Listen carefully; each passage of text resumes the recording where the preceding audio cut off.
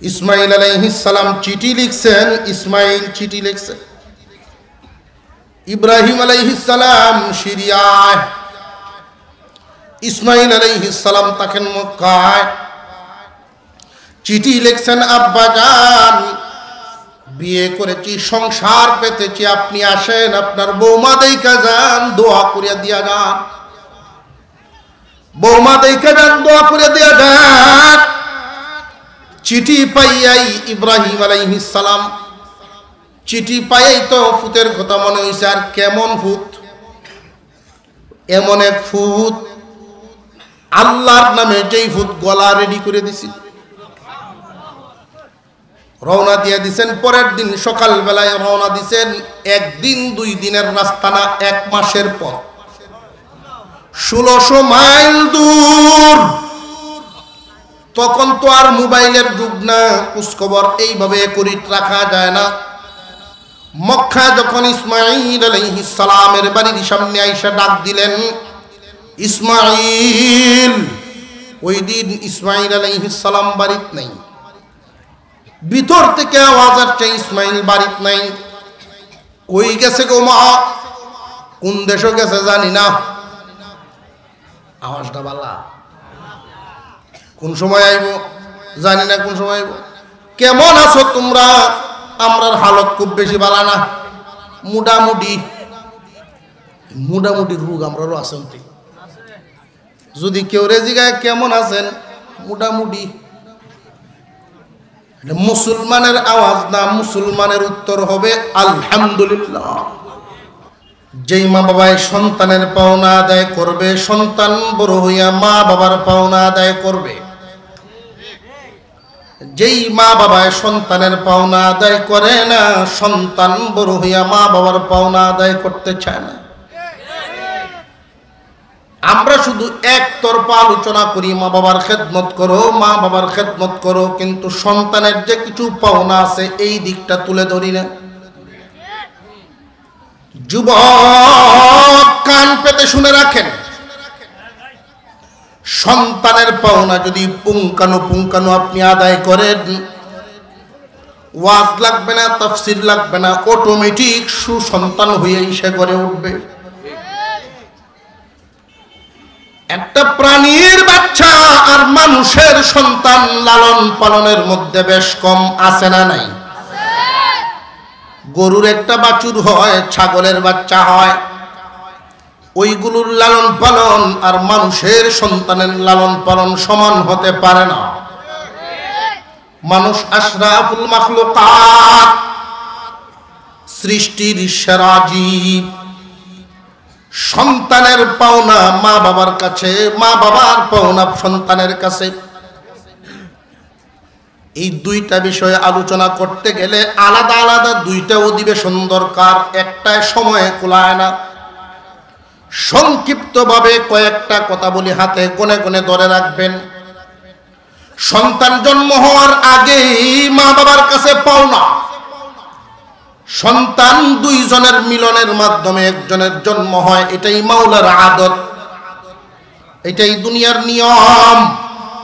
2 জনের মিলনের মাধ্যমে আরেকজনের জন্ম হবে। সন্তান এখনো জন্ম হয় নাই, এর আগেই সন্তানের পাওনা শুরু হয়।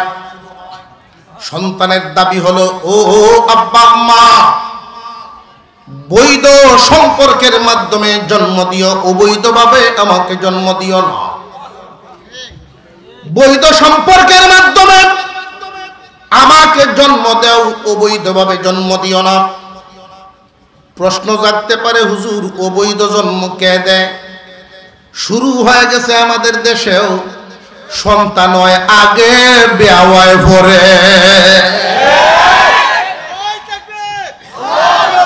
শুরু হইছে না, হইছে না? কোন দিন জানি এই রোগ গ্রামে গ্রামে ঢুকা শুরু হয়ে যায়। খুব সাবধান, এই সন্তানটা কি বৈধ না অবৈধ? সন্তান জন্ম হইছে আগে, বেয়াওয়ায় পরে। মা বাবা সন্তানের পাওনা আদায় করে নাই। আরেকটা সূত্র ধরে দেই, পাড়া মহল্লায়ও এমন রোগ পাওয়া যায়। পাড়া মহল্লায় যেই রূপটা পাওয়া যায়, গ্রামের মানুষ সমাজের মানুষ জানে তারা স্বামী স্ত্রী, কিন্তু শরীয়তের ভিত্তিতে আসলে তারা স্বামী স্ত্রী নয়। কেন নয়? ঝগড়া লাগিয়া তারা তালাক দিয়া আবার দামা চাপা দিয়া লইয়া খায়। প্রত্যেক এলাকায় খুঁজলে এমন আসামি 2-4 জন পাওয়া যায় না, যায় না? ওদের যে এই সংসার বৈধ না অবৈধ, এদের সন্তান হইলে কি এই সন্তান কি বৈধ না অবৈধ? সন্তানের দাবি ছিল আব্বা মা বৈধ সম্পর্কের মাধ্যমে জন্ম দিবা, অবৈধভাবে জন্ম দিও না। কিন্তু ওরা অবৈধভাবে জন্ম দেওয়ার কারণে ওই অবৈধ সন্তান যখন সমাজে হয়, এই অবৈধ সন্তান নামে মাত্র মুসলমানের ঘরে জন্ম নিয়া, মুসলমানের সমাজে জন্ম নিয়া বড় হইয়া চলিয়া দেখবেন কোরআনের বিরুদ্ধে চলে যায়, আলেমদের বিরুদ্ধে চলে যায়, ইসলামের বিরুদ্ধে চলে যায়। অবশ্যই অবশ্যই আস্থার সাথে বলতে পারেন জন্মে হলো কুরালিতে সমস্যা। মুসলমান ইমানদার ভাইয়েরা আমার, সন্তানের পাওনা মা বাবা আদায় করা লাগে আগে। বৈধ সম্পর্কের মাধ্যমে সন্তান জন্ম দাও, অবৈধভাবে জন্ম দিও না। আল্লাহর পয়গম্বর বলেন 2 জনে মিলিয়ে সন্তান জন্ম দেও, তৃতীয় জন যেন শামিল না হয়। সাহাবীরা আরজ করলেন, ইয়া রাসূলুল্লাহ, তৃতীয় জন শামিল হয় কেমনে? আমরা তো বুঝলাম না। আল্লাহর রাসূল বলে দিলেন, শয়তান তোমাদের সাথে শামিল হতে চায়। তোমরা যেমন আশা করো সন্তান দুনিয়াতে আসার পরে তোমাদের কথা শুনবে, শয়তানও তোমাদের সাথে শামিল হয়ে সেও আশা করে তার কথায় দুনিয়াতে সে চলবে। এই জন্য আল্লাহর নবী দোয়া শুকায় দিছেন, আল্লাহুম্মা জান্নিবনি শাইতানা ওয়া জান্নিবিশ শাইতানা মা রাযাকতানা। স্বামী স্ত্রী মিলনের বেলায় এই দোয়া পড়িয়া নিবা। দোয়া যদি না জানো অন্তত আউযু বিল্লাহি মিনাশ শাইতানির রাজিম পড়বা। শয়তান বিছানায় থাকবে দূরের কথা, গড়েই থাকতে পারবে না। মনে থাকবো নি? বেশিরভাগ যুব সমাজ দেখতেছি মাথা যাতে ঠিক থাকে, মনে রাখবেন দোয়া দূর যে সময় উঠতে হয় না বোঝা যায়। সন্তান যখন ভূমিষ্ঠ, সন্তান যখন মার গর্ভে চলে আসবে, সন্তান মার গর্ভে যখন চলে আসে, মা বাবার কাছে পাওনাগুলো আমি আলোচনা করছি। মা বাবার কাছে পাওনা সন্তানের খুব মনোযোগের সাথে শুনবেন। মার গর্ভে যখন সন্তান চলে আসে, ওই সময় মার গর্ভ থেকে সন্তানের আর্তনাদ, ও মা আমাকে নিয়ে তুমি বেপরদায় চলিও না। তুমি যদি আমাকে নিয়ে বেপরদায় চলো তাহলে এর আসর আমার উপরে পড়ব। মা যদি সন্তানকে গর্ভে ধারণ করে বেপরদায় চলে, এই সন্তান নির্লজ্জ হয়। সন্তান পেটে ধারণ করে যেই মহিলা পর্দার সাথে চলবে, এর আসর সন্তান উপর পড়ার কারণে এই সন্তানটা লাজুক হবে, বেশরমা হবে না। সন্তান গর্ভে ধারণ করার পরে এই মহিলা যদি বেশি বেশি কোরআন তিলাওয়াত করে, সন্তান মেধাবী হবে, আল্লাহওয়ালা হবে। তাফসীরের কিতাবের মধ্যে উল্লেখ করা হয়, যেই মহিলা সন্তান গর্ভে ধারণ করে সূরা ইউসুফ বেশি বেশি তিলাওয়াত করবে, এই সন্তান এবং মাকে আল্লাহ মুসিবত থেকে হেফাজত করবেন। সন্তান চরিত্রবান হবে, সন্তান মেধাবী হবে। আল্লাহ রব্বুল আলামিন মা এবং শিশু উভয়কেই বড় ধরনের মুসিবত থেকে হেফাজত করবে। সুবহানাল্লাহ। আরো জোরে কর সুবহানাল্লাহ। সন্তান এখনো দুনিয়াতে আসে নাই, এই এতগুলো কথা বললাম, এখনো ভূমিষ্ঠই হয় নাই। মার গর্ভ পর্যন্ত মা বাবার পাওনা দাওনা, সন্তান যেইগুলো পায় এইগুলো যদি মা বাবায় আদায় করে, সন্তান দুনিয়াতে ভূমিষ্ঠ হওয়ার পর সুসন্তান হবে, মানসিক অবস্থাটা আল্লাহ তার সুন্দর করে দিবেন। সন্তান যেদিন ভূমিষ্ঠ হবে 7 দিন বয়স পর্যন্ত, যখন ভূমিষ্ঠ হবে তখন থেকে 7 দিন পর্যন্ত কমপক্ষে 4টা কাজ। কয় কাজ? আরো জোরে। 4টা। আঙুলে গনে গনে ধরবেন। ময় মুরব্বী যারা আছেন হয়তো মনে মনে ভাবতেছেন, হুজুর যেই ভালা আজকে ধরছেন আমার কোনো কামও লাগলো না। মুরব্বীরা মনে মনে ভাবতে পারে না যে হুজুর যেই ভালা ধরছেন আমার তো কোনো কামও লাগলো না। দাদা আর নাতি মসজিদে গেছে জুমার দিন, তো ইমাম সাহেব দোয়া করতেছেন, আল্লাহ তুমি আমাদের সবাইকে নেক সন্তান দাও। দোয়ার পরে আমরা কি কই? আর একটু জোরে কর, আমিন। দাদাও আমিন কইছে। রাস্তাত আয়া নাতিয়ে জিগায়, দাদা দাদু মারা গেছে 3 বছর হয়েছে, নেক সন্তান চাওয়ার পরে তুমি যেই তালে আমিন কইছো লক্ষণ তো ভালো না। মতলবটা কি? দুর্বেত্তমিস। আমি বুড়ো হয়েছি ওনার মতলব কি? আমি তোর নিয়তে কইছি নেক সন্তান যদি তোর এটাই আমি হইলাম। মুরব্বী যারা এই মাসালাগুলো শিখে শিখে যদি এক একটা মাসালা আপনার সাথের ঘর, পাশের ঘর, আত্মীয় স্বজন, নাতি নাত করে এগুলোর উপরে প্রয়োগ করেন, একটা মাসালা শিক্ষা করা 1000 রাকাত নফল নামাজের সওয়াব। বাচ্চা কাচ্চা হইলে দেখতাম, আমি লজিং থাকি একবারই, 7 ঘর ছেলে হয়েছে, তখন বেটা দৌড়িয়ে গিয়ে বড়ই গাছও জাহি দেয়। ছেলে হয়েছে এই কুশিতে বড়ই গাছও জাহি দিতেছে। তো আমি তারে জিজ্ঞাসা, আপনি বড়ই গাছটার মধ্যে জাহাট দিচ্ছেন যে? কয়টার নিয়ম তো আমিও জানি না, মুরব্বীরা কইছে এই জন্য দিই। কোন মুরব্বী? ওনারা দাদা ডাকতাম, এই মুরব্বীর কথা কইছে। আমি ওনারে জিজ্ঞাসি, উনিও কয়ে আমরা মুরব্বীরা কাছে আমরা শুনছি যে ছেলের বাপে যদি জাগিদে বড়ই ফালতে পারে, জয়টা বড়ই ফরবো আর ওই ভূতের বাপ হইব। আমি সাথে সাথে প্রশ্ন করছি, যদি বড়ই 100 পরে, যদি বড়ই 100 পরে আর 100 ফুট হয়, বেড়ার যেমন তেমন, বেড়ির তো যান শেষ। কথা বুঝে আসতেছে?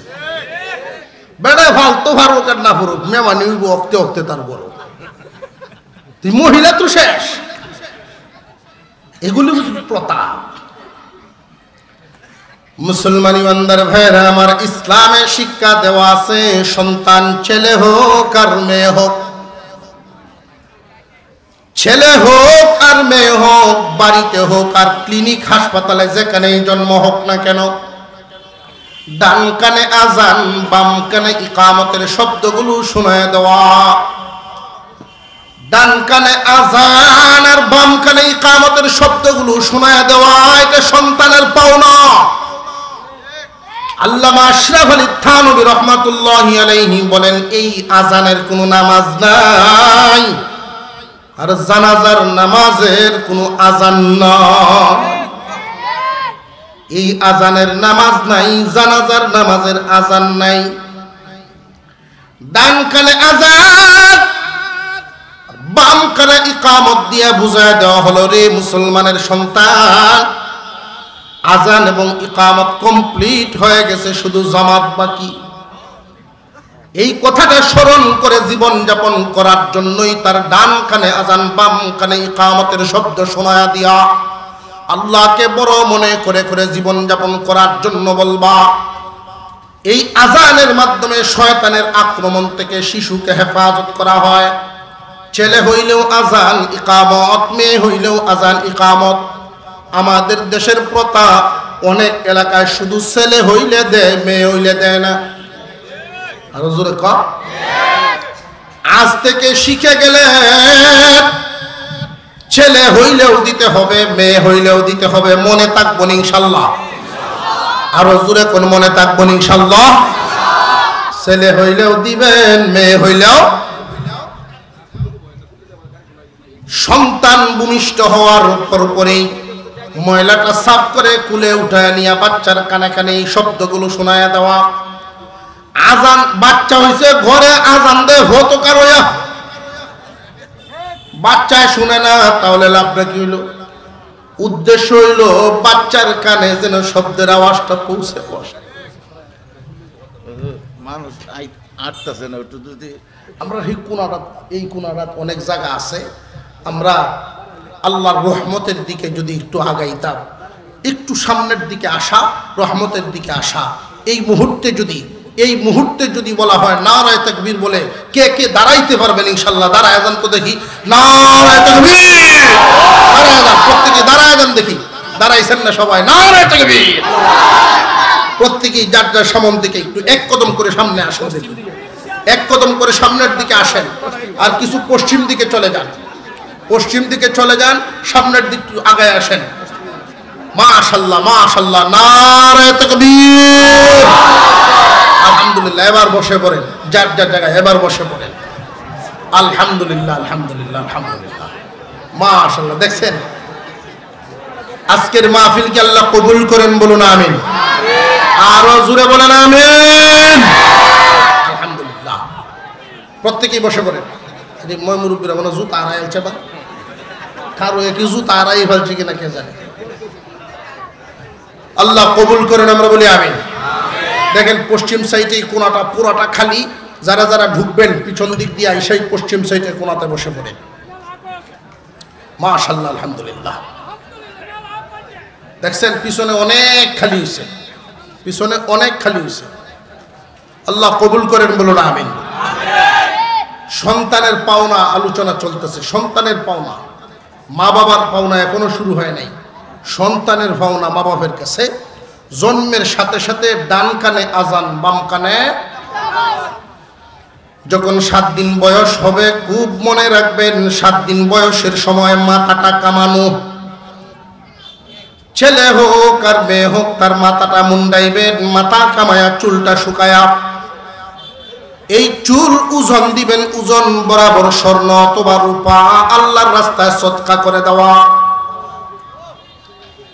যেই মা বাবা এই সদকা দিবেন, মা বাবা সন্তান এদের উপরে কোনো মুসিবত যদি আসতে থাকে, এই সদকাটা মুসিবতের সামনে দেয়াল হয়ে দাঁড়ায় থাকবে। আর জোরে কোন সুবহানাল্লাহ। যেই মা বাবা সন্তানের পাওনা আদায় করে, সন্তান বড় হইয়া মা বাবার পাওনা আদায় করে। যেই মা বাবা সন্তানের পাওনা আদায় করে না, সন্তান বড় হইয়া মা বাবার পাওনা আদায় করতে চায় না। 7 দিন বয়সের সময় মাথা মুন্ডানো, চুল বরাবর ওজন দিয়া স্বর্ণ অথবা রূপা। যারা ধনী মানুষ স্বর্ণ দিবেন, যার সামর্থ্য কম রূপা দিয়ে আদায় করবেন। 1 থেকে 150 টাকার ভিতরে এই সুন্নত আদায় হয়ে যাবে। 7 দিন বয়সের সময় 3 নাম্বার কাজ, একটা হলো জন্মের সাথে সাথে আজান, 7 দিনের সময় মাথা মুন্ডানো। এরপরে হলো তার এমন একটা নাম রেখে দিবেন, যেই নামটা শুনলেই বোঝা যায় মুসলমানের সন্তান। সন্তানকে আপনি এই সময় যদি তুচ্ছ একটা নাম রেখে দেন, প্রতিবাদ করার যোগ্যতা কি তার আছে নাকি?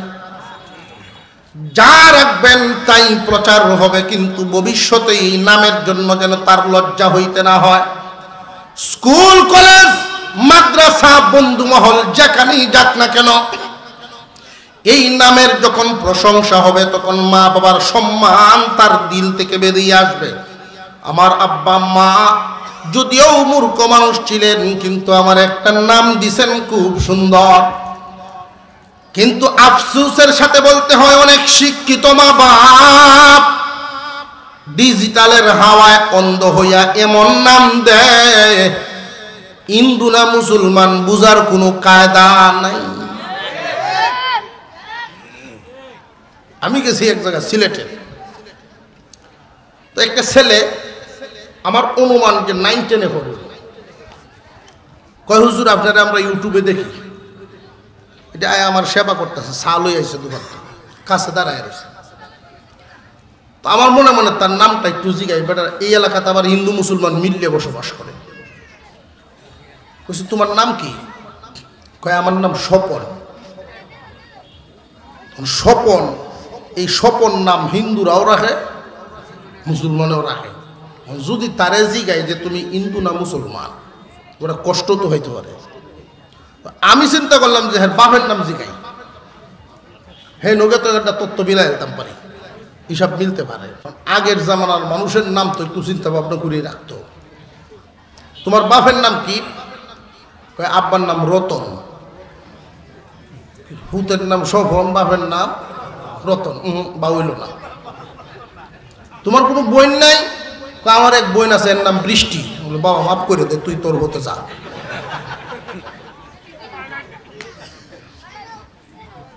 কেমন নাম রাখলো? নাম শুনে মুসলমান নাকি ভিন্ন ধর্মের বুঝার কোনো কায়দা নাই। এমন একটা নাম দিবেন যেই নাম শুনলেই বোঝা যায় মুসলমানের সন্তান। আলেমদের কাছে জিজ্ঞাসা করে নামটা নিবেন, কারণ নামের আসর পড়ে মানুষের উপরে। ওমর ফারুক রাদিয়াল্লাহু তাআলা আনহুর দরবারে সন্তানের বিরুদ্ধে বাবায় বিচার নিয়ে গেছে। ইয়া আমিরাল মুমিনিন, আমার ছেলেকে আপনি একটু বুঝায়া দেন, সে আমার কথা শুনে না। হযরত উমর এই ছেলেকে ডাক দিলেন, এদিকে আয়, তোর নাম কি রে? যেই তার নামটা বলছে, নামের অর্থই অবাধ্য সন্তান। নামের অর্থ কি? অবাধ্য সন্তান। হযরত উমর রাদিয়াল্লাহু তাআলা আনহুর রাগ উঠে গেছে। তিনি কর্মচারীরে বলেন, চাবুকটা আন, আগে তার বাবার পিঠে দুইটা আঘাত দেওয়া দরকার। সন্তানের পাওনা আদায় করে নাই। সন্তানের পাওনা সমূহের মধ্যে এটা একটা সুন্দর নাম দেওয়া। খুব মনোযোগের সাথে শুনবেন, সুন্দর নাম দেওয়া। আমি সবগুলো হক বলতে পারবো না, সময় হাতে কম। মা বাবার পাওনাও তো বলতে হবে, বা সন্তানের পাওনা যে বলতেছি, মা বাবার পাওনাও তো আছে। যেই নামটা আপনি রাখবেন সারা জীবন ভর, এই নামটা মা বাবার দায়িত্ব। ওই নামটা সুন্দরভাবে ডাকবেন, নামটা সুন্দর করে রাখবেন, সারা জীবন এই নাম সুন্দর করে ডাকবেন। অনেক মা বাবা নিজের অজান্তেই সন্তানকে বেয়াদব বানায় ফেলায়। কেমনে বানায়? খিটখিটে মেজাজ বানায়। মা বাবা এই কথাটা চিন্তাই করে না। সন্তানকে নাম যেভাবে সুন্দর করে রাখা দায়িত্ব, সুন্দর করে ডাকাও দায়িত্ব। রে মুসলমান ভাই, সন্তানের নাম রাখছে কামরুল ইসলাম, কত সুন্দর নাম।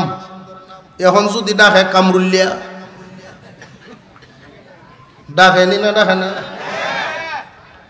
আব্দুর রাশিদ, কত সুন্দর নাম। রাশিদ দে ডাকে, এর হরো জন শুনে না, কয় ও রাশিয়া। কই তুই আছে না? নাই। সন্তান কিটকিটে মেজাজের হয়, সন্তানের হক আদায় হয় না। তুমি পিতা হিসেবে সন্তানকে নাম সুন্দর করে দেওয়া যেমন দায়িত্ব, সুন্দর করে ডাকাও দায়িত্ব। পিতা মাতার দায়িত্ব সন্তানকে তুই তুকার, তুচ্ছ তাচ্ছিল্য শব্দ যেন না বলেন। আমি আগেই বলেছিলাম, গরু ছাগলের বাচ্চা আর মানুষের সন্তান লালন পালনে বেশ কম আছে না নাই? গরু ছাগল আর মানুষের মধ্যে বেশ কম। আপনি গরিব হন, আপনার সন্তানটা আপনার কাছে শাহজাদা। এই সন্তানকে আপনি কোনো সময় তুচ্ছ তাচ্ছিল্য শব্দ দিয়ে ব্যবহার করবেন না, সম্বোধন করবেন না। তুই তুকারি শব্দ ব্যবহার না করে তুমি বলে সম্বোধন করবেন। ছেলে হোক আর মেয়ে হোক, খুব আদরের সুরে তুমি বলে ডাক দিবেন। হাকিম লুকমান নামক একজন ব্যক্তি, নবীও না রাসূলও না, সন্তানকে যে ডাক দিয়েছিলেন, আল্লাহ রাব্বুল আলামিনের কাছে এত পছন্দ হয়েছে, আল্লাহ কোরআনে আয়াত বানায় নাজিল করে দিয়েছে। হাকিম লুকমান ডাক দিয়েছিলেন, ইয়া বুনাই। সন্তানের নাম আছে, এরপরেও তিনি নামটা ডাকেন নাই, হে আমার কলিজার টুকরা সন্তান বলেছিলেন। সন্তানকে নসিহত করবেন, সন্তানকে উপদেশ দিবেন। এই সন্তানকে সুন্দর করে ডাকতে হবে, নইলে সন্তান আপনার কথা মতো চলবে না, আপনার অনুশাসন সে মানবে না, আপনার শাসন মানবে না, পরামর্শ মানবে না। এই সন্তানকে আপনি নাম ডাকবেন সুন্দর করে, তুমি বলে ডাকবেন, তুমি বলে ডাকবেন। যদি কোনো সময় তুমি থেকে তুইয়ে চলে আসেন, লাঠি নিয়ে শাসন করার চেয়েও সন্তানের কাছে তুই শব্দটা বেশি শাসন মনে হইব। কথা বুঝে আসতেছে? মা বাবা যদি তুমি বলে ডাকে সব সময়, হঠাৎ করে যদি তুইয়ে চলে আসে, তখন সন্তান অবশ্যই বুঝতে পারবে আমার আব্বা খুব ক্ষেপে গেছে, খুব রেগে গেছে। সন্তানকে সর্বপ্রথম শিক্ষা দিবেন কোরআনের শিক্ষা। মা বাবার দায়িত্ব। মুসলমান আমরা অন্য জাতি না। মুসলমান আর অন্য জাতির মধ্যে বেশ কমটা বলবো নি, বেশ কমটা কেউ অন্যভাবে নিয়েন না। কোরআনে যেইভাবে বলা আছে আমি এইভাবেই বলছি। ইমানদার আর বেঈমানের মধ্যে বেশ কম হইল মানুষ আর পশুর মধ্যে যেই বেশ কম। মানুষে আর পশুতে যেই বেশ কম, ইমানদারে আর বেঈমানে এমন বেশ কম। পশুর মধ্যে একটা পশু আছে কুকুর, শুকর। কুকুর শুকুরে খাইয়া যা হজম করতে পারবে, মানুষের দ্বারা কি সম্ভব না? একেবারে অসম্ভব। পচা গান্দা খাবার কুকুর শুকুরের জন্য ফায়দা হতে পারে, মানুষের জন্য ফায়দা না। ঠিক তেমনি মুসলমান, তুমি মুসলমান হিসাবে বেঈমানদের অনুসরণ করলে চলবে না। মুসলমানি নীতি নিয়ে তোমার চলতে হবে। তোমার সন্তানকে সর্বপ্রথম কোরআনের শিক্ষা যদি তার ভিতরে ঢুকায় দিতে পারো, পৃথিবীর যে কোনো শিক্ষায় শিক্ষিত বানাও না কেন, যেই সন্তানকে সহি শুদ্ধ কোরআন আগে শিক্ষা দিতে পারবা, কোরআনের নূর ভিতরে ঢুকায় দাও, এরপরে বহির্বিশ্বেও যদি পাঠায়া দাও, খ্রিস্টানদের ভিতরেও যদি পাঠায়া দাও, ইহুদিদের ভিতরেও যদি পাঠায়া দাও, কোরআনের নূর তার ভিতরে প্রথম ঢুকায় দেওয়ার কারণে পৃথিবীর সকল ধর্ম যদি তার চাপ দেয়, এরপরেও নাস্তিক বানাতে পারবে না। কিন্তু কোরআনের নূর ভিতরে না থাকার কারণে তার অবস্থা কেমন হয় জানেননি? ইন্নাল্লাযী লাইসা ফী জাওফিহি শাইউম মিনাল কুরআন কাল বাইতিল খরিব। আল্লাহর রাসূলের হাদিস এটা। ক্বালান নবী সাল্লাল্লাহু আলাইহি ওয়াসাল্লাম ইন্নাল্লাযী লাইসা ফী জাওফিহি শাইউম মিনাল কুরআন কাল বাইতিল খরিব। যার ভিতরে কোরআনের কোনো অংশ থাকে না, তার ভিতরটা জনমানবহীন ঘরের মতো। 20 বছর যাবৎ ঘরে মানুষ বসবাস করে না, দরজা বন্ধ থাকে। এমন ঘরের ভিতরে বিভিন্ন প্রাণীদের বসবাস হইবনি না, হইতো না। ঠিক তেমনি ভাবে কোরআনের নূর যদি সন্তানের ভিতরে না ঢুকাও, তার ভিতরে শয়তান বিভিন্ন বেশ নিয়ে তার ভিতরে অবস্থান করব। মা বাবার দায়িত্ব, সন্তানের পাওনা মা বাবার কাছে। তোমরা যেহেতু মুসলমান সন্তান জন্ম দিছো, আগে মুসলমানে শিখাও, কোরআন শিখায় দাও। সন্তানকে আদব কায়দা শিক্ষা দিয়ে বড় বড় করবেন। ইহুদিদের আদব, খ্রিস্টানদের আদব নয়, মুসলমানি আদব কায়দা শিক্ষা দিবেন। সালাম কালাম শিখাইবেন, মুরব্বীদের খেদমত শিখাইবেন। যদি পারেন সন্তানের সামনে আপনি আপনার বাবার ট্যাং টিপবেন, আপনার বাবার মাথায় তেল লাগায় দিবেন। সন্তানের পাওনা এগুলো, সন্তানের পাওনা। সন্তান এমনি মানুষ হবে না। কিতাবাদিতে শিখবে অর্ধেক আর গড়ে শিখবে অর্ধেক। কথা বুঝে আসতেছে? অনেক মহিলা মা বোনরা দেখবেন গফ দেয়, গফ যে আমার মেয়েটারে আমি ফুলডার মতো ফালছি, তাল দুইয়া ভাত খায় না। আছে না? নাই? তাল দুইয়া যে ভাত খায় না ঘুমাইয়া, যেই মেয়ে ফালছো, বিয়া দিলে পরে বুঝবো যার উপরে গিয়ে গজব নাজিল হইব। যার উপরে গিয়ে গজব নাজিল হইব, হে টের ভাইব কি জিনিস বানায় দিছ। আমার এক উস্তাদ জি বলছেন, ওনার মেয়ে কাফিয়াতে পড়ে, মোটামুটি বড় হয়েছে। সে যখন ছুটিতে বাড়িতে আসছে, হুজুর বুদ্ধি করে করছেন কি, বিবি সাহেবকে বলছেন তুমি অসুখের বাপ ধরে লাও। তোমার মেয়ে যেহেতু বাড়িতে আসছে, তুমি একটু অসুস্থতার ভাব ধরো, দেখো মেয়ে কোন কোন কাজ করার মতো মন মানসিকতা আছে, যেখানে ভুল করে ওইটা ঠিক করে দিবা, যেখানে ভুল করে ওইটা ঠিক করে দিবা। মেয়েটাকে আস্তে আস্তে হাতে গড়ে পাক্কা গৃহিণী বানায় তারপর আরেকজনের ঘরে পাঠাও। ঠিক ছেলের বেলাও একই হালত। ছেলেটাকে আপনি কোনো কিছুতে ধরতে দেন না, এইখানের বন ওইখানে নিতে দেন না, এটার নাম আদর না, এতে আপনি তাকে ধ্বংস করে দিচ্ছেন। জেনে রাখবেন, যেই পাথর হাতুড়ির বাড়ি নিতে জানে না, ওই পাথর কোনো কাজে লাগে না। আপনার ছেলে গৃহস্থী কনন লাগবে এমন না, আপনি যে রোয়া লাগান, এক মুষ্টি জ্বালা হেরা তো দিন, হ্যাঁ তো এই কামের উপযুক্ত হয়েছে না, তো এরপর ওই কাজের একটা মহব্বত তার ভিতরে যেন জন্মে। নইলে ডিগ্রি পাস MA পাস করার পরে কৃষক মানুষ দেখলে তার মনে ঘৃণা আসবে। আর যদি আপনি এই কাজটা আগের থেকেই করাইয়া দিতে পারেন, কৃষক দেখলে মন থেকে মহব্বত বেরিয়ে।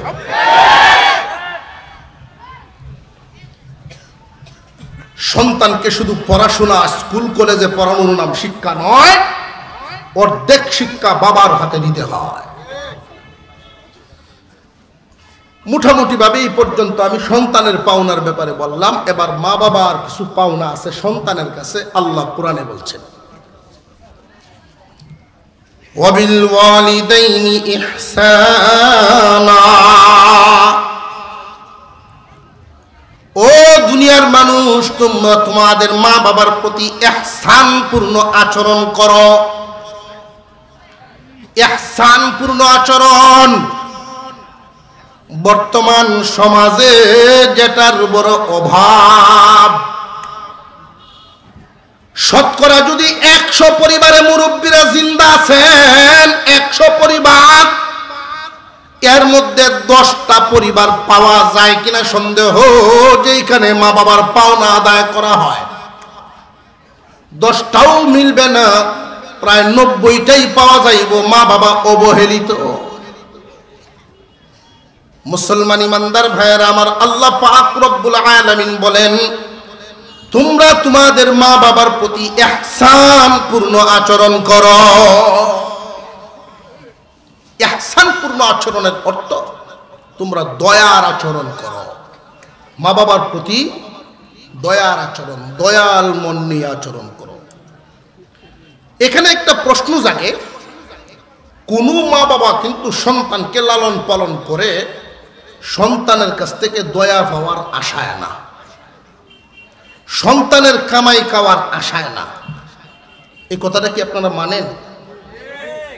কোন মা বাবাই সন্তান লালন পালন করে এই আশায় না যে আমার ভূত বড় হইয়া আমারে ফালবো, এই আশায় ফালে না। যদি এই আশায় লালন পালন করত, আতুর লুলা ল্যাংরা এই জাতের সন্তান কেউ পালল না। একান্ত দয়া মায়ার ভিত্তিতেই সন্তানকে লালন পালন করে নিঃস্বার্থভাবে। আল্লাহ পাক রব্বুল আলামিন যে হুকুমটা দিলেন, তোমরা তোমাদের মা বাবার প্রতি ইহসানপূর্ণ আচরণ করো, আমাদের প্রশ্ন জাগে, এই ইহসানপূর্ণ আচরণটা করব কখন এবং কিভাবে, কখন এবং কেমনে? আল্লাহ পাক ওইটাও উল্লেখ করে দিয়েছেন। কোন সুবহানাল্লাহ। সব সময় তোমার মা বাপ তোমার প্রতি ইহসানের মুখাপেক্ষী না। তোমার মা বাপ তোমার কাছে ইহসানের আশায় থাকা লাগে না, কোনো সময় না। তো আল্লাহ একটা সময় উল্লেখ করে দিয়েছেন, এই টাইমে। কোন টাইম? আল্লাহ পাক বলেন, ইম্মা ইয়াবলুগান্না ইনদাকাল কিবারা আহাদুহুমা আও কিলাহুমা। আল্লাহ পাক রব্বুল আলামিন বলেন, হে দুনিয়ার যুবকরা, তোমরা তোমাদের মা বাবার প্রতি ইহসানপূর্ণ আচরণ করো। আমরা প্রশ্ন করলাম যে ইহসানপূর্ণ আচরণ করব কখন? আল্লাহ পাক রব্বুল আলামিন বুঝায় দিলেন, ইম্মা ইয়াবলুগান্না ইনদাকাল কিবারা আহাদুহুমা আও কিলাহুমা। রে যুবকরা, যখন তোমার আব্বা আম্মা বার্ধক্যে পৌঁছে যাবে, যদি তোমার ভাগ্য ভালো হয় মা বাবারে বুড়া অবস্থায় পাইতে পারো, আল্লাহ পাক কথাটা এইভাবেই বলেছেন, যদি তোমার মা বাবা উভয়কে অথবা দুইজনের যে কোনো একজনকে বার্ধক্য অবস্থায় পাও, তখন এদের প্রতি ইহসান করো, ইহসান। যদি বার্ধক্য অবস্থায় পাও, সবাই পায় না, এই কপাল সবার হয় না। মা বাপ বুড়া হয়ে মরে, এমন খুব কমই হয়। সন্তান প্রতিষ্ঠিত হওয়ার আগেই মা বাপ বিদায় হয়ে যায়।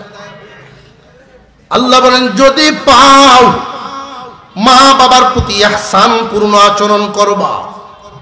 এই ইহসান পূর্ণ আচরণ করব কেমনে? মুফাসসিরিনে কেরাম বলেন, তারা তোমাদের উপরে করছে যেমনে, তারা তোমাদের উপরে করছে যেমনে তোমরাও করবে এমনে। তারা আমাদের উপরে ইহসান কেমনে করেছেন, একটু চোখ বন্ধ করে ছোট্টবেলার ইতিহাস মনে করেন, ছোট্টবেলার স্মৃতিগুলো স্মরণ করেন, তাহলেই বুঝে আসবে তারা আমাদের প্রতি কি পরিমাণ ইহসান করেছেন। পেশাবের মধ্যে থাকতে দেয় নাই, টান দিয়ে খুলে উঠায় নিছে, ঠান্ডা লাগতে দেয় নাই। গরমের সময় গরম লাগতে দেয় নাই, ঠান্ডার সময় ঠান্ডা লাগতে দেয় নাই। পিঁপড়ায় কামড় দিতে দেয় নাই, কুলে রাখছেন, বুকের উপরে রাখছেন। মা বাবা সন্তানকে কি পরিমাণ ইহসান করেছেন খুব ভালো করে বুঝবেন। মুসলমান ইমানদার ভাইয়েরা আমার, সন্তান এক জাতের খাবার দিয়া খাইতে চায় না, তরকারি দিয়া খায় না, দেখবেন ডিমবাজি করে, ডিমবাজি দিয়া খায় না, মাছবাজি করে, একটা দিয়া খায় না, আর একটু দুধ লয়, তবু সন্তানকে পেট ভরানোর নিয়ত করে। আল্লাহ পাক রব্বুল আলামিন বুঝায় দিলেন, মুফাসসিরিনে কেরাম বলেন, তোমাদের প্রতি যেমনে তোমার মা বাবা ইহসান করেছেন, তোমরাও তাদের প্রতি এমনি ইহসান করবা। তোমার আব্বা মা যখন বার্ধক্যে পৌঁছে যাবেন, তাদের মুখের রুচি কমে যায়। মুখের রুচি বুড়া হয়ে গেলে মানুষের কমে যায়। তোমারও খেয়াল করতে হবে, আমার আব্বা কি খাইতে ভালোবাসেন, কোনটা দিয়া এক মুঠ ভাত বেশি খাইবেন। যুবক রে, এইগুলো খেয়াল করিয়া করিয়া তোমার চলা, এটাই হলো মা বাবার প্রতি ইহসান। বুড়া হয়ে গেলে মানুষের মুখের রুচি কমেনি না কমে না? তরকারি দিয়া ভাত খাইতে চায় না, খালি কলা আনো, একটু গুড় ঘরে রাখো, একটু দুধ বা দই ঘরে রাখো, এক মুষ্টি ভাত তোমার বেশি খাইতে পারবো। খুব সাবধান, ইহসান পূর্ণ আচরণ। মুফাসসিরিনে কেরাম কয়েকটা শাখা প্রশাখা তুলে ধরেছেন। এর মধ্যে একটা হলো, তোমার আব্বা আম্মা দুনিয়াদারি করেছেন, সংসার করেছেন, এখন বার্ধক্য জনিত কারণে এই সংসার তোমার হাতে চলে আসছে, তোমার বিবির হাতে চলে আসছে। এখন যে তারা বুড়া বুড়ি ঘরের মধ্যে বসে থাকেন, তাদের কোনো ইনকাম নাই, কিন্তু তোমার আব্বা বাজারে গেলে মনে চায় কোনো একটা বস্তু কিনতে। যুবক রে, খেয়াল করবা, প্রতি মাসে অন্তত কিছু পয়সা তোমার বাবার হাতে মার হাতে দিবা, ওইগুলোর কোনো হিসাব তুমি নিবা না। মা বাবার হাতে কিছু পয়সা আলাদাভাবে দিবা কেন? কোন ফকিরে যদি হাত বাড়ায় 10টা টাকা যেন দিতে পারে, মসজিদের দান বাক্সটার সামনে আসলে যেন 10 টাকা উনি দান করতে পারে। 500 টাকা যদি তোমার আব্বার হাতে দাও, এতে তোমার সম্পদ কমবে না, আল্লাহ অন্য দিক দিয়ে বাড়ায়া দিবেন। আল্লাহ পাক অন্য দিক দিয়ে তোমারে বাড়ায়া দিবেন। অনেক বুড়া মানুষ আছে, বাজারে ঘুরেন, মনে চাইলেও কিছুই কিনতে পারেন না, কারণ তার ইনকাম নাই, পকেটে পয়সাও নাই, কারণ সংসার তার হাতে না। এই মুরব্বী মানুষগুলো দেখে দেখে, এই মুরব্বী মানুষগুলো যে কত অসহায় হয়, যে এই পর্যায়ে পৌঁছেছেন উনি জানেন। মনের দুঃখ কারোর কাছে বলতেও পারেন না, চলতেও পারেন না। আল্লাহ পাক রব্বুল আলামিন বলেন, ওয়াবিল ওয়ালিদাইনি ইহসানা, তোমরা তোমাদের মা বাবার প্রতি ইহসান পূর্ণ আচরণ করো। যদি তারারে খুশি করে দুনিয়ার থেকে বিদায় দিতে পারো রে মুসলমান, আল্লাহ পাক রব্বুল আলামিন তোমাদেরকে পুরস্কার দিবেন 4টা। কয়টা পুরস্কার? আরো জোরে কর। মা বাবার ভাগ্য সন্তানকে আল্লাহ পুরস্কার দিবেন 4টা। 3টা দিবেন দুনিয়াতে, 1টা দিবেন আখিরাতে। 3টা দিবেন দুনিয়াতে, 1টা দিবেন আখিরাতে। মা বাবারে যদি কেউ খুশি করতে পারে, কুরআনুল কারীমের ভিতরে যত জায়গায় আল্লাহর হক আদায়ের কথা বলা হয়েছে, আল্লাহর পাওনা আদায় করো বান্দা, বেশিরভাগ জায়গায় পাশাপাশি লাগায়া দিছেন মা বাবার পাওনা আদায় করো। আল্লাহর পাওনা আদায় করার পর মা বাবার পাওনা আদায় করবা। পুরুষ জাতির জন্য, পুরুষ জাতির জন্য আপনার অসুবিধা হইতেছে না তো? আজকে মাহফিলে আলহামদুলিল্লাহ অনেক বড় বড় আলেম ওলামারা উপস্থিত। আপনারা আলোচনা আখের পর্যন্ত শুনতে পারবেন, অধৈর্য হওয়ার কিছু নাই, একের পর এক আসতেই থাকবেন ইনশাআল্লাহ। মা বাবা সন্তানের জন্য রহমত। যার মা বাবা দুনিয়াতে জিন্দা আছেন, দুয়ার ফ্যাক্টরি আছে, তোমার জন্য নিয়ামত আছে। মা বাবা তো এমন নিয়ামত যাদের চেহারার দিকে তাকাইলে কবুল হজের সব পাওয়া যায়। মা বাবা তো এমন নিয়ামত, এই নিয়ামত সবার থাকে না। যাদের আছে নিয়ামতের কদর করেন। যদি মা বাপ অসন্তুষ্ট হইয়া কবরে যায়, মা বাবা যে কেমন, মাতা পিতার হুকুমটা যে কেমন, আমি একটা ছোট্ট ঘটনার মাধ্যমে আপনাদেরকে একটু বুঝাই। দেওবন্দ থেকে ফিরে পড়াশোনা শেষ করে আসছেন বাবা। আপনারা অনেকেই হয়তো চিনেন, জানেন, আল্লামা মুবারক আলী রহমতুল্লাহি আলাইহি ছিলেন রাজনগরী হুজুর। উনার ছেলে ছিলেন আবুল কালাম মাইনুল ইসলাম সাহেব রহমতুল্লাহি আলাইহি, উনিও দেওবন্দি হুজুর। বাবা দেওবন্দের আলেম, ছেলেরেও দেওবন্দ থেকে পড়াশোনা করায় আনছেন, আইনে বিয়ে করাইছেন। যেই দিন বিয়ের রাত্রিতে বাসর রজনীতে আবুল কালাম সাহেবের একটা অভ্যাস ছিল পান খাওয়া। আর পান যে খাইতেন সাদা ফাতা দিয়া। আগে তো আর এই জর্দা আছেন না, এত কোম্পানি আছেন কি, দুলাল, রতন, হাকিমপুরি, মধুপুরি, স্বপ্নপুরি, কয়দিন পরে রাজীবপুরি বাইরে ওরা কিনে দিয়েছেন করতেছে। জর্দা নাই, সাদা ভাতা দেখাইতেন। এই দিন হুজুরের কাছে সাদা নাই, তো বিবি সাহেবকে গড়ে থইয়া বলতেছেন, বড় শাশির কাছ থেকে একটু ভাতা লইয়া গিয়ে তুমি বউ। উনি গেছেন কে ভাতা আনতো, ভাত আনতো। আর বড় হুজুর রহমতুল্লাহ আলাইহি দরজা খোলা, ভিতরে বাতি জ্বলতেছে, অনুমান করলেন কি ব্যাপার, আজকের রাত্রিতে তো দরজা এভাবে খোলা থাকার কথা না, অবশ্যই ছেলে মনে হয় ঘরের বাইরে গেছে। উনি লাঠিটাতে ভরতে ভরতে আগুয়ে আইসেন, আয়া সুবিধে দেখেন বৌমা একলা করো। কি গো মা, মৌলানা সাহেব কই? উনি বলছেন একটু পান খাইবেন, ঘরের বাইরে গেছে। বৌমার সামনে আর কিছু কইছেন না, উনিকে উঠানো বইছেন।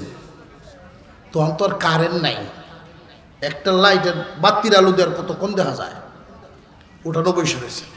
কিছুক্ষণ পরে হুজুর আসছেন, এক হাতে ভান সুপারি আর এক হাতে পাতা।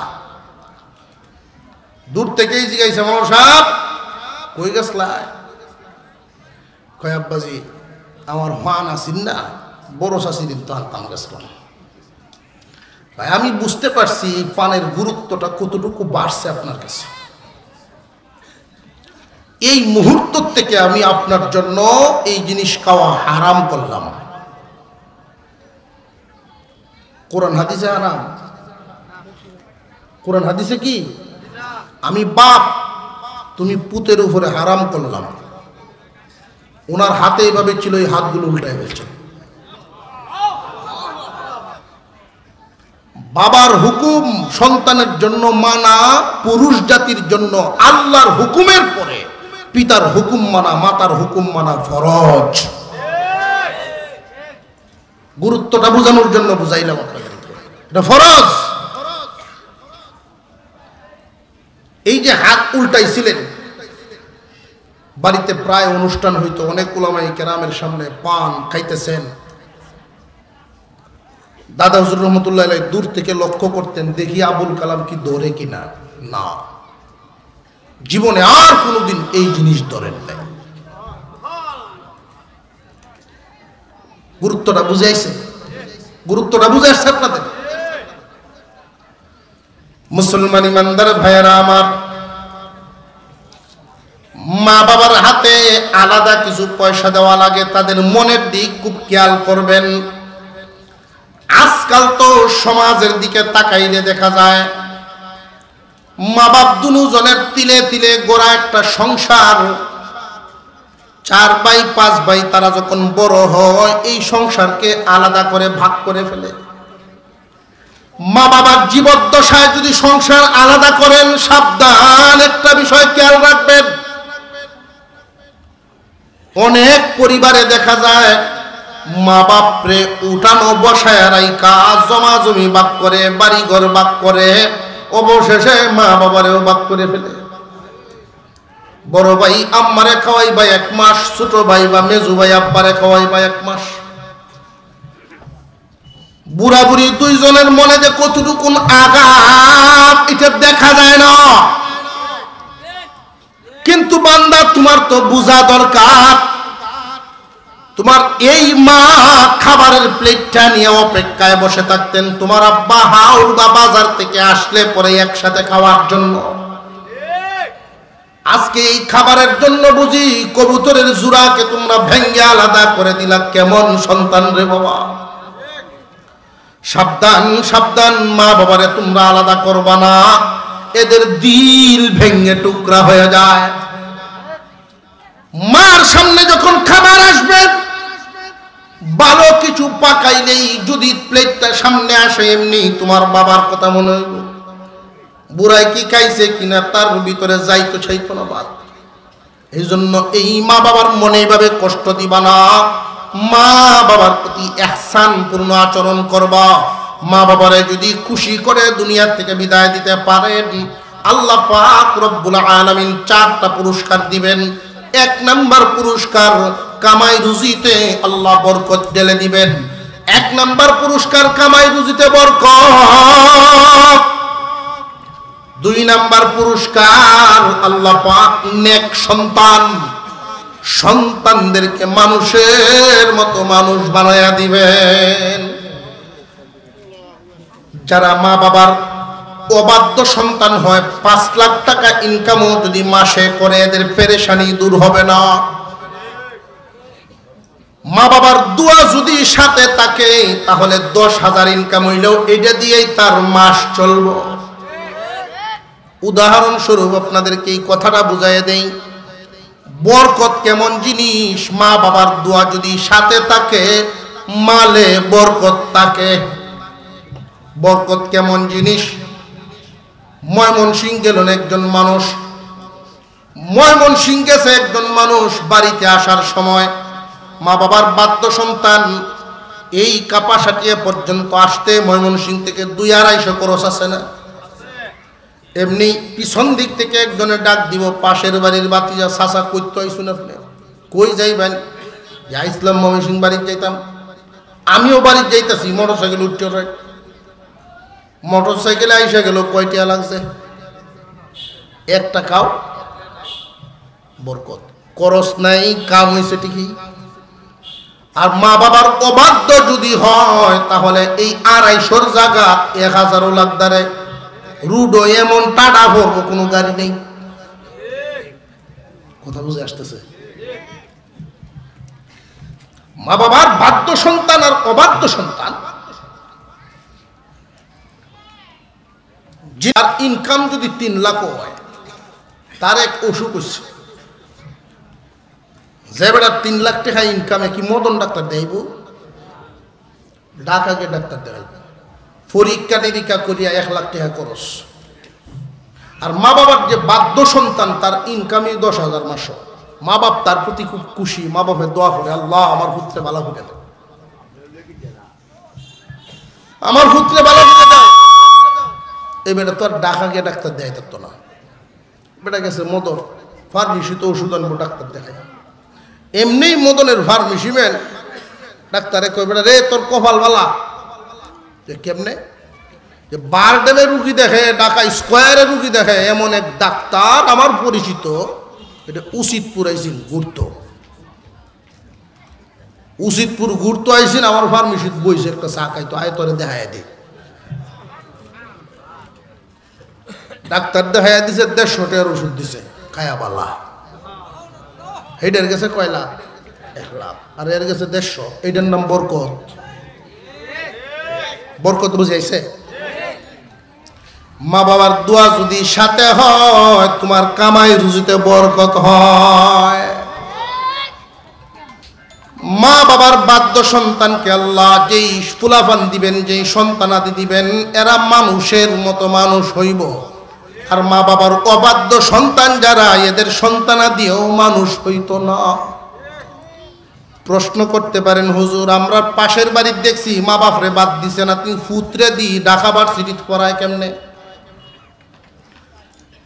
খুব ভালো করে মনে রাখবেন, শিক্ষিত হওয়া এক জিনিস, মানুষ হওয়া আর এক জিনিস।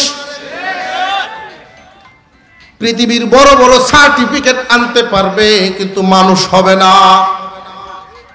মা বাবার বাধ্য সন্তান যারা, এদেরকে আল্লাহ পাক যেই সন্তানগুলো দিবেন এই সন্তানগুলো মানুষের মতো মানুষ হইব। আক্ষরিক জ্ঞান যাই হয় না কেন এদের মনুষ্যত্ব হবে মানুষের মতো। শুধু শিক্ষিত হইলেই মানুষ হয় না। আপনারা লক্ষ্য করেন আমাদের বাংলাদেশে বৃদ্ধাশ্রমগুলোর মধ্যে যে সমস্ত মানুষ আশ্রয় আছে, বেশিরভাগ মানুষই শিক্ষিতর মা বাপ, বেশিরভাগ মানুষই শিক্ষিতদের মা বাপ। এতে বোঝা গেল শিক্ষিত হইলেই মানুষ হয় না, শিক্ষিত হওয়া এক জিনিস, মানুষ হওয়া আর এক জিনিস। মা বাবার বাধ্য সন্তান যদি হতে পারেন, আপনার সন্তানগুলো মানুষের মতো মানুষ। 3 নাম্বার নিয়ামত, যতদিন বেঁচে থাকবেন আল্লাহ পাক সুস্থ একটা হায়াত দিবেন। এমন রোগ দিবেন না যেই রোগ হইলে পরে মানুষের কাছে আপনি বোঝা হয়ে যান, মানুষের কাছে তিতা হয়ে যান, এমন রোগ দিবেন না। মা বাবার দোয়া এমন এক নিয়ামত। এই 3টা নিয়ামত দুনিয়াতে। 1 নাম্বার রিজিকে বরকত, 2 নাম্বার সন্তানাদি মানুষ হবে, 3 নাম্বার সুস্থ একটা হায়াত পাবেন, সুস্থ বডি পাবেন, সুস্থ হায়াত। 4 নাম্বার নিয়ামত পরকালে জান্নাতের 2টা দরজা খোলা থাকবে, যেটা দিয়া ইচ্ছা ওইটা দিয়েই জান্নাতে ঢুকবে। মা বাবার বাধ্য সন্তানের এই গুণ। আর মা বাবারে কষ্ট দিবেন, মা বাবার সাথে অবাধ্য আচরণ করবেন। এক বেড়ায় সারাদিন করে দোকানদারি, বাপ আছে বাড়ির, তাকে যখন দোকান বন্ধ করে বাড়িতে আসে, আইসা দেখে বাপ ঘুমায় আসছে। আর যখন সে দোকানও যায়, তাড়াহুড়ো করে দোকানে চলে যায়, বাপের সাথে এই সময় আর দেখা হয় না। সপ্তাহে 7 দিনে 5 দিনে 1 দিন দিয়ে আসা, আব্বা খাইছ হয় অতখানি। বাপের যেত বড় দুঃখ মন। মা বাবার প্রতি যত খেয়াল খুব ভালো করে বুঝবেন, একান্তে কিছু সময় দিবেন যাদের আব্বা আম্মা আছে। একান্তে, আপনি তো বাড়িতে থাকেন না, চাকরিতে থাকেন, হাওড়ে থাকেন, ব্যবসার থাকেন। একান্তে সময় দিবেন তাদের মনের ভিতরে কোনো দুঃখ, কোনো জ্বালা আছে কিনা। কারণ আপনার বিবির সাথে তার বনাবনি নাও হইতে পারে, অনেক দুঃখ কষ্ট লুকানো থাকতে পারে। এটা আপনার কাছে উনি এসে বলবে না, সংসারে ঝামেলা হওয়ার ভয়ে, ঝগড়ার ভয়ে। খোঁজখবর লইবেন, মাঝে মাঝে লইয়া চিকিৎসা, মাঝে মাঝে 1-2 বার চিকিৎসা করলে এমনি ঠিক হয়ে যায়। চিকিৎসা যদি না দেন শুধু বাড়তেই থাকবো। এক বাড়ি রাখছে বেটি, গ্রামে যে দোকানদারাই এক বাড়ি রাখছে, এই বাড়িতে মাপিয়া বাদ দেয় বুড়া বেড়াটা। বেড়ার তো হেড ভরে না। এই দুঃখ বাইরের কেউ কাছে কইতেও পারে না, কইলে সন্তানের উপরে আইব কথা। তো নাতিদের এটা কেনছে, ভাই তোর মায়ে যে আমার এই বাড়িতে মাপে বাদ দে, আমার তো ভেট ভরে না। কারণ আমি কি তোরটা ওইটা তো চিন্তা করতেছি, তুইও তো কিছু কইতে না তোর মারে, যেই সরা তোর মা। নাচতে করছে কি, দাদা একটা বুদ্ধি দেই, ওই কিতা ওই বাড়িটা ভাঙ গেল, এই বাড়িটা তুমি ভাঙ গেল, তুই তো গেলা শেষ। বাড়ি যে বাঙ্গাম ফরে না জানি কি কয়, আওলা একটা লাগুক ফরে বা ওই বনে। মুরব্বীও করছেন কি, টেবিল থেকে ফালাইয়া বাড়ি ভাঙিয়েছে।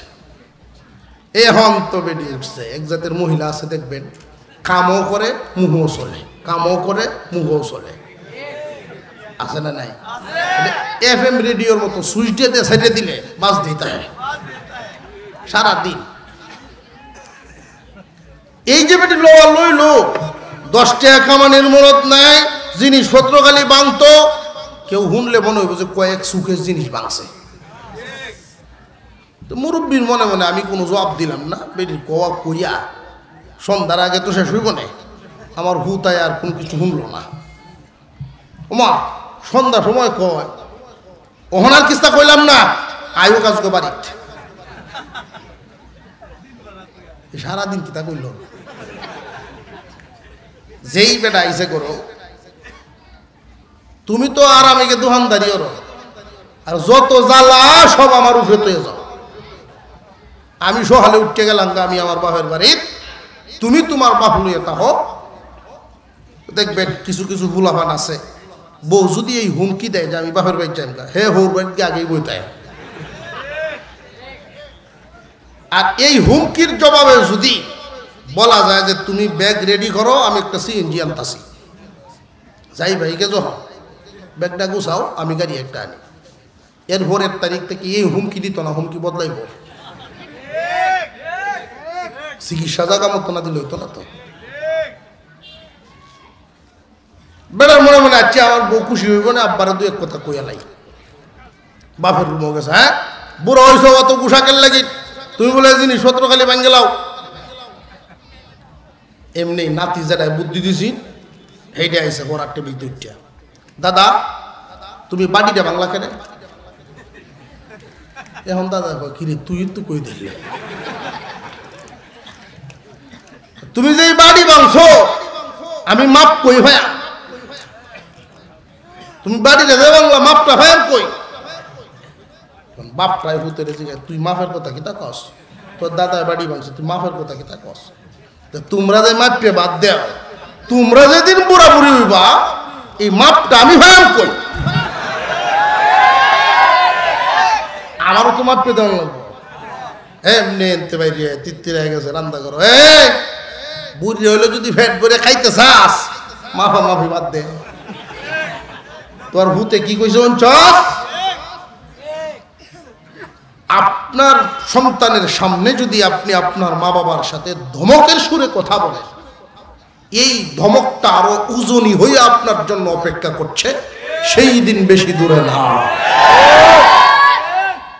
আর যদি সন্তানের কাছ থেকে ভালো কিছু চান, সন্তানের সামনে মা বাবার ট্যাঙ্কি পেদেন, সন্তানের সামনে মা বাবার সাথে আদব কায়দা দেখান। এইগুলো বইও লেখা পাইতো না, যা দেখবো তাই শিখব।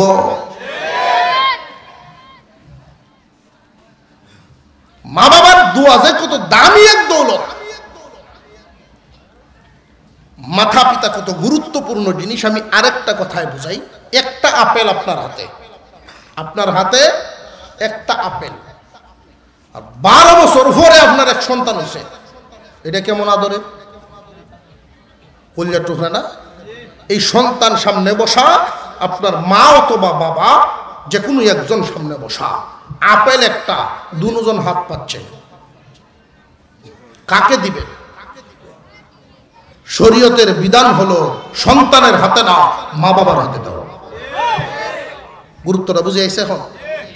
মা বাপ এত গুরুত্বপূর্ণ নিয়ামত, যে সমস্ত নাদান যুবক এই গুরুত্ব বুঝে না, কপাল পোড়া তারা। মা বাবার গুরুত্ব বুঝে না, তামাম দুনিয়া ঘুরতে পারো এমন নিয়ামত মিলবে না। মা বাপ হইল দুয়ার সিন্ধুক। দুয়ার সিন্ধুক, এই ঘরের দুয়ার সিন্ধুকে তালা লাগায়া তামাম দুনিয়া ঘুরলে লাভ নাই, এমনকি খানায় কাবার গিলাফে ধরে কানলেও এই দোয়া কবুল হবে না।